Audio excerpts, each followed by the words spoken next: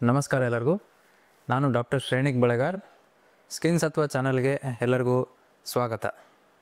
ನಮ್ಮ ಬೆಣ್ಣೆನಗರಿ ದಾವಣಗೆರೆ ಸ್ಮಾರ್ಟ್ ಸಿಟಿಗೆ ಒಂದು ಒಳ್ಳೆಯ ಸ್ಕಿನ್ ಟ್ರೀಟ್ಮೆಂಟ್ ನೀಡುವಂಥ ಸೆಂಟರ್ ಬೇಕಾಗಿತ್ತು. ಈಗ ನಮ್ಮಲ್ಲಿ ಓಪನ್ ಆಗಿದೆ ಸ್ಕಿನ್ ಸತ್ವ.